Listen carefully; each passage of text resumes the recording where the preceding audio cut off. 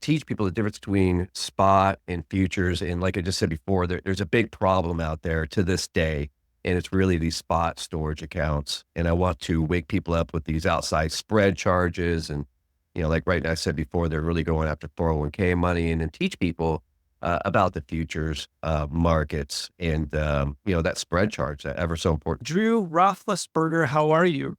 Good, Andy. How are you doing? Doing good. I didn't say your last name correctly. Say that for me if you would. It's Rathgeber, which is actually, like I said, it's German, which just means wise man, giver of advice, which is kind of funny being in this industry. So Well, I'm here for your advice. So let's talk about gold. Let's talk first about your background, how you got to where you're going or where you're at right now. What do you do? sure. Back almost 20 years ago, or just a little over 20 years ago, I started at one of the nation's largest spot bullion dealers in Newport Beach, California, called Monex. It's a multi-billion-dollar firm, and I worked on a spot trading floor with probably about, I'd say, between 40 to 50 guys. And that was my introduction into precious metals, just dealing in the spot physical market. And then I transitioned in 2006. Actually, I was talking to my father on the freeway, and I was explaining to him what I did. And he says, "Oh, you just resell futures with added costs." And so his advice back then was to get into the futures. And I did. I took the Series 3 and transitioned into the futures market in '06 and been there ever since.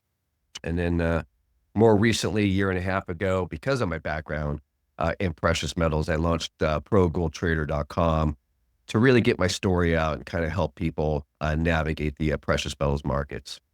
All right. Well, tell me a little bit about your story, dive deeper into that. And I know you're passionate about a few things. Why are you so passionate about your story? How do I say this? Yes. Why are you so passionate about what you believe in, if you would? And walk me through all of that. Sure. When I worked in the spot market, I kind of figured out it was kind of a gimmick. And I knew back then that it was basically borderline fraud, what was going on in the spot market with this financing. And so I see a major problem. I'm laughing at you. I'm laughing at your candor. Thank you for being. Just going to be authentic here. Just going to be as authentic as I can. And, effectively, I knew what was going on, and I morally felt terrible working there. And so I quit. And in saying that, I just want to get my story out and teach people the difference between spot and futures. And like I just said before, there's a big problem out there to this day, and it's really these spot storage accounts. And I want to wake people up with these outside spread charges. And, like right now I said before, they're really going after 401k money, and then teach people about the futures markets and, that spread charge, that ever so important spread charge. Well, chart. Go ahead. No, go ahead. No, you teach me about the spread charts and the issues you found with the. Well, yeah, and the spot price, when you're paying, so for instance, if you're paying even a 1.53%, 10% spread, which is the difference between the bid and ask price, in my opinion, it's basically because that's their revenue stream. And it's basically, in my opinion, it's theft. I mean, it's not really disclosed. It can change. They can change it from one product to another. They can do a lot of things to the general public on that spread charge, and they can really manipulate it against the general public. So what I'm trying to teach people is really focus on that spread charge, and there's an alternative. There's futures out there. I'm not saying futures is for everyone. It's not. But in saying that, I think a lot of people need to start waking up to those spread charges, because over time, particularly in those spot trading accounts, you pop off 10 trades, you just inadvertently transferred a large portion of your wealth to that spot bullion dealer. And that's what I'm trying to get people to recognize. You may not think it's a lot. Some of these spreads are 1.2, 1.5%, or I should say as low as, but you pop off 10 trades and you just inadvertently transferred 15% of your wealth to that spot bullion dealer. So that's a major problem, right? Right. And so I want to just wake people up and show them that there's a futures, there's a more sophisticated, a sharper weapon out there to use to alleviate those trading costs. Okay. Well, tell me about that. So I'm a gold trader. I have limited experience, which I don't, but I have limited experience in trading gold. I want to purchase gold. I want to invest in gold. What are the ways you would recommend that? Like I told you earlier, we got the ETFs, which you can do that as well. Or you can do the futures market or physical delivery. I'm still a fan of physical delivery. I think there's a place for that, holding it in your hands. But when it comes to investing, your 401ks, your IRAs, or just investing in general, larger sums, that's where the futures and the ETFs come into play. So those are the instruments that I'm a big fan of. There's a lot of, I would say, the bullion business has become kind of big business. There's all these different little I've seen even subscription models popping up, which are not advantageous for the customer. So really, in my opinion, a regulated product from a regulated firm for a investment perspective is really what people need to focus on. The regulations are there to help, and there is consumer protection versus a lot of these spot bullion dealers. And spot bullion dealers, I think, are great for delivery, and that's about it. But in saying that, realize you're in that collector category. As soon as you take it home for physical delivery, that's not really investing. That's really a collectible. And you got to look at it from that perspective. So I wouldn't take your, larger sums. I mean, I've had a lot of clients over the years call me with 50 to 100,000 in gold, and they can't find anyone to sell it to. It's hard to offload. So just, there's a lot of nuances with the physical market. Realize you buy it, you're a long-term player. You're going to be, holding on to that. Yeah. So walk me through that. You're constructing a gold portfolio here. What would you start with, or what would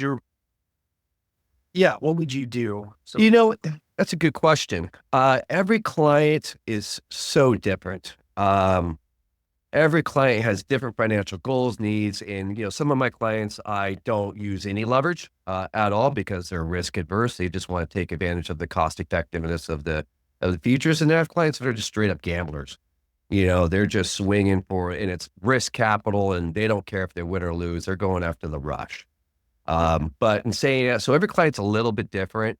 So with me, what I do is I just kind of get to know that client, give advice, and then give professional placement based on what they're looking to do.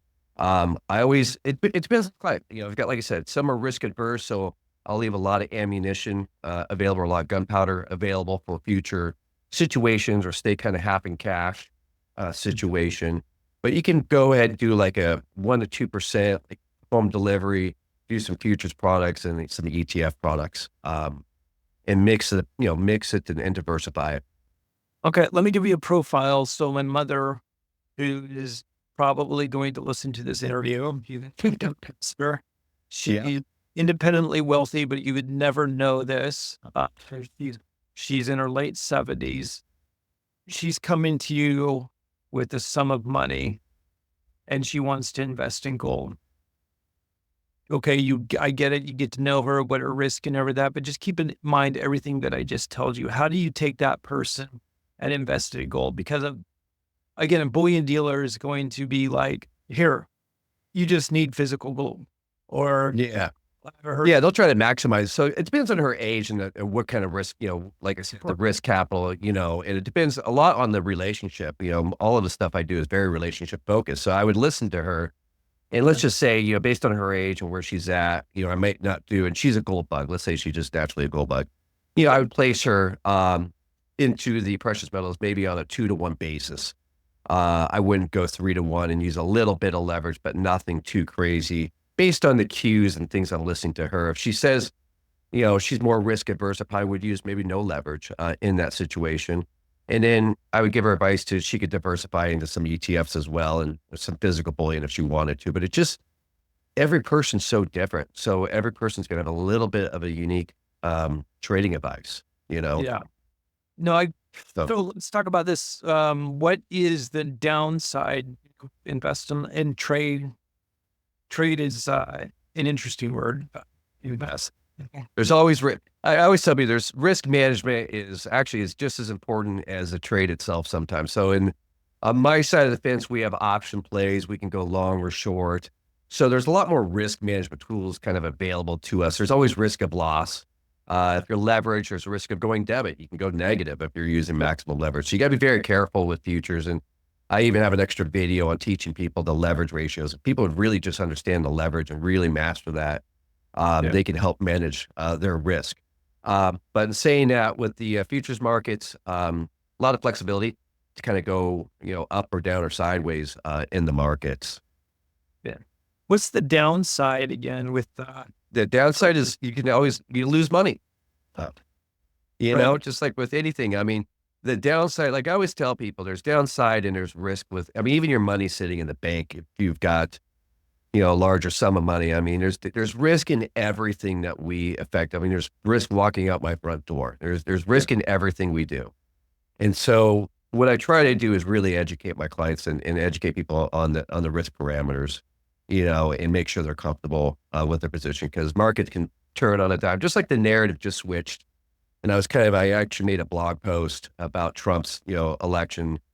And this is before the election, but I kind of had a feeling there was going to be a narrative switch.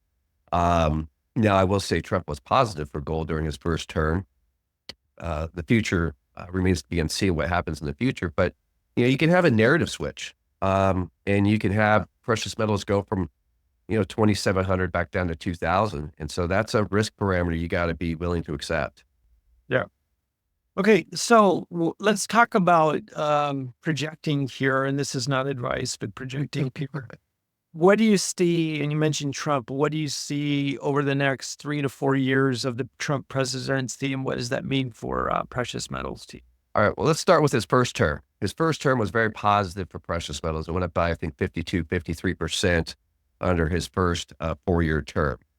The reasons for that was, lower interest rates and also the tariff situation. He created very unstable economic environment, and he's already threatening 10 to 20, as high as 60% tariffs on China, or not. I shouldn't say on China alone, but just across the board, and then 60% possibly on China. That's why I think we saw Mr. Bezos cashing out a lot of Amazon stock. But in saying that, he was very positive for gold. But I think this round, it's hard to get a specific pulse on it, because I think Trump learned a lot of kind of what not to do in his first term. I think he's going to come in a little bit different, but if he does cut the deficit, I'm not going to say cut the deficits, but if he does reshape our government, it would bolster the US dollar. You could see a negative decline in precious metals. So, right now it's tough to say.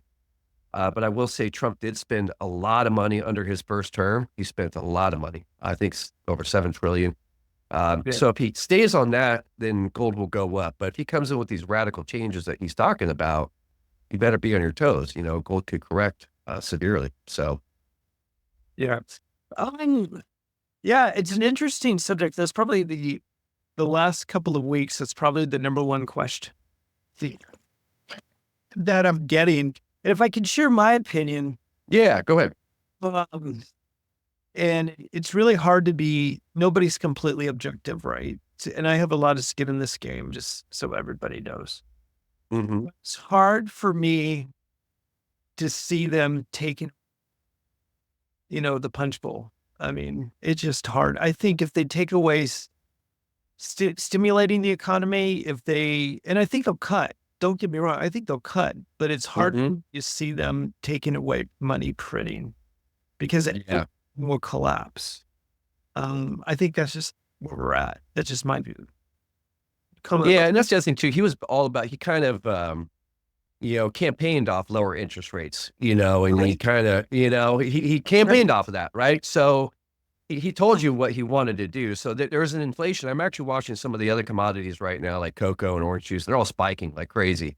Right. So I'm watching some of the other smaller, these are lower volume markets, but they're already spiking like crazy. So there's a little bit of a firecracker that could be set off here from an inflationary perspective. So it will be interesting to see if that, torch gets lit, but it is there. Yeah. Talk to me. What other markets do you trade and cover, and give me your projections on those? Well, the bonds, for instance, I do a lot of bonds. I've got actually a really large bond trader. I would, Stop. I wouldn't know bonds. Bonds. So there was a saying is that the experts trade the bond market, and the yep. fools, or not the fools, but the people that don't know what they're doing, trade stocks. So tell me about the bond market. So it's basically inverse the interest rate. And so right now you have bonds kind of basing out right now, trying to, I'm staring at the bonds chart every day and it's just sitting there. It really came off hard. But if we go back into a lower interest rate environment, you're going to see the bonds on our side really take off. So that's what I'm watching right, like on a very short term, you can see kind of basing out on our charts. And it's trying to basically figure out what's going to happen with Trump, in my opinion, with the whole interest rate game. And like you said, they're going to have to turn the spigot on to keep this thing going and lower the interest rates. So it will be interesting to see what happens.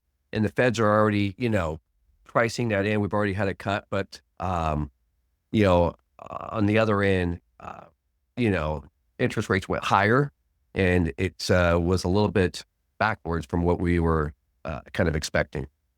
Yeah. Okay. Well, tell me about energy and oil. What do you see energy and oil doing, or is that a market that you trade? Yeah, energy. I trade oil, even natural gas. Natural gas has been very low for some time, and even crude oil is trying to you know um, basically put in. I mean, it's low overall compared to what it could be. It's in the 60, 70 range. It's been basing out in that area. If the match gets lit, you could see crude oil jump to 80 or 90. And then they've got the geopolitical situation. So if you got the geopolitical fire up and we do continue in a kind of a wartime drum, which I'm kind of surprised there's not an extra $10 premium in crude oil right now based on everything that's going on. But that's also telling me the economy is, relatively a lot slower than what they're reporting. Right. So Go ahead. no, good. Well, okay. So oil, it has been soft, and it's really been my surprise because I'm a pretty bullish long-term bull. And I don't say that. I say that because I just see the oil markets being neglected, if you would. Yep. Um, I just don't see a whole lot of production coming on the next several years, if you would. Yep. Yep. So, but, and then you have all the geopolitical tensions. So it's like I'm scratching my head. Why is oil so low? And it has to be the economy, right? Because you're having a softer Yep. economy. So my thesis is, correct me if I'm wrong, they're going to have to stimulate that. And again, that is a thesis. That is an assumption. If they stimulate that, that would be very, very bullish for the metals markets. Right. It would be in crude oil and everything. It would be very inflationary across the board. And so that's what I'm kind of waiting. I think all of us right now, there's this kind of like calm before the storm feeling. Even with my book, I'm watching everybody trade. It's, everyone's kind of backed off a little bit. I can tell the psychology of my clients is a little, they're not quite sure where to go with things. I would say 2 months ago, it's kind of, it was pretty easy, but right now everyone's kind of up the brakes and kind of seeing where this is going to go. And if they do stimulate, you're going to see crude oil, a lot of stuff just kind of explode. Just- oh. So you talk about psychology. What do you look for in psychology of trading and investing? Well, that's a good question. So I've been studying the psychology of even bullion traders with the internet. We've got this thing called, the X platform. And so it's interesting. I'm on there too, reading the same news you guys do and all the news landscape and all the new little newsletter writers and gurus. And so when I see, for instance, when gold was reaching all-time highs and on X, everyone's cheerleading gold, it starts throwing red flags. And I'm a bit of a contrarian. So I start watching or taking that risk off the table. So I do keep a pulse on the psychology of the markets through platforms like X, because it's kind of fascinating. I just love psychology in itself. And I just love how people always think it's to the moon, but you got to realize futures products are designed for, hedgers. They weren't designed for spec retail for them to have profits. So there's always going to be a whipsaw effect. Yeah. And so, knowing that, I do monitor kind of the pulse of the markets out there on these platforms. My wife is a psychologist Okay. here, and that's near and dear to me. And a funny story, I was in, when I started my career, what is it, 98? I used to be very active in the oil markets. I think it was 98 when The Economist came out with their infamous cover awash in oil. I don't know if you remember that or not. I don't remember that. Well, that signaled, it was on the front page of The Economist, and that signaled the bottom of oil. So I guess, yeah, I try to look for pain, like real, and I don't buy something just because there's severe pain, but that makes me interested, if that makes sense. Yeah. I do like even all the big forecasters out there putting these outlandish forecasts. I keep track of that and, kind of get on the other side of those situations. And then market sentiment is another big one, like, so for instance, market sentiment really, for the bullish picture really dried up in the last month. And so in saying that, I'm sitting there going, okay, no one's talking about the metals anymore. Probably time to start taking some positions. I'm Yeah. not saying leverage up, but just start thinking about taking some positions. And you can see the market sentiment really just tanks on the social media platforms. Yep. Do you look at like commitment to traders reports? Do you look at the put and calls? What are some of the indicators?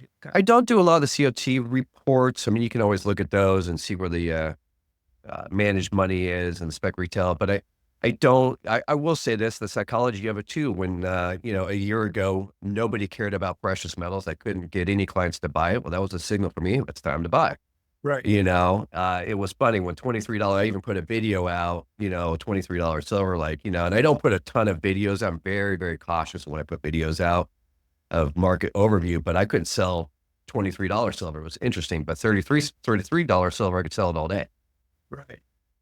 So I do keep track of that. And that is a internal instinct that I have going, or new clients are coming on board and buying $34 silver. It starts throwing red flags to me. I don't have the crystal ball. Nobody does, but those are where it's kind of like, all right, we need to get a little risk off situation. So I will use that psychology as a factor too. But the COT reports, I don't use them too much. I mean, those can flip flop so quickly. So I don't go off of that too much, to be honest with you. I have my own little indicator package I've been using for 20 years. I'm a simpleton. I try to keep the noise out of my head as much as possible. I try to keep it as simple as possible. I use some simple moving averages on the charts, use a little client psychology, and make, trades accordingly off that. But I've just noticed over the years, if you're using too many things, you will get, you'll be telling yourself to buy and sell every day. Yeah.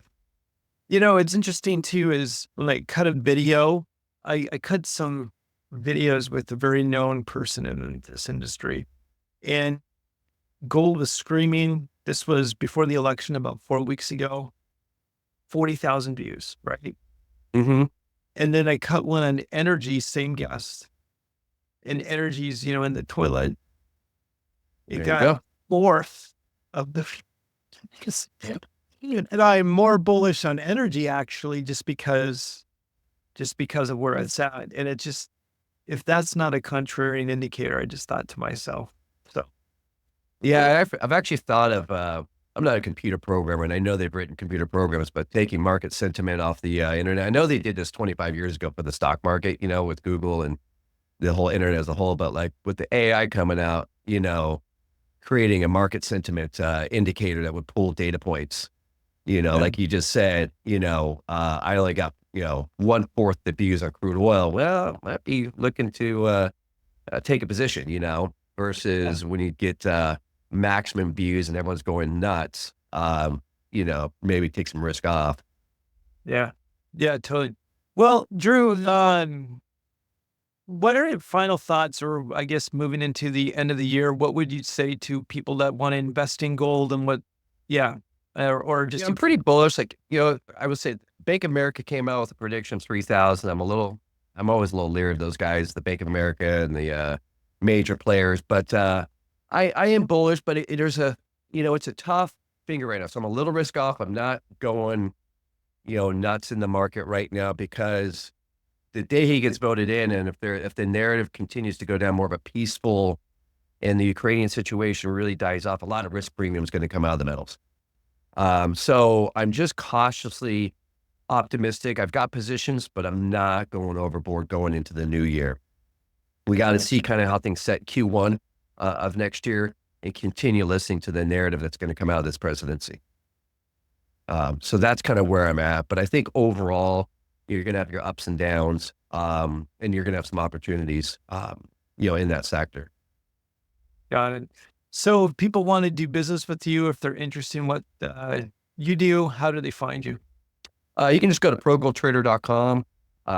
You can go on YouTube. I've got a lot of instructional videos. Like I said, I'm really going after those spot guys and trying to help people out. So you can go to ProGoldTrader.com or even ProFuturesTrader.com.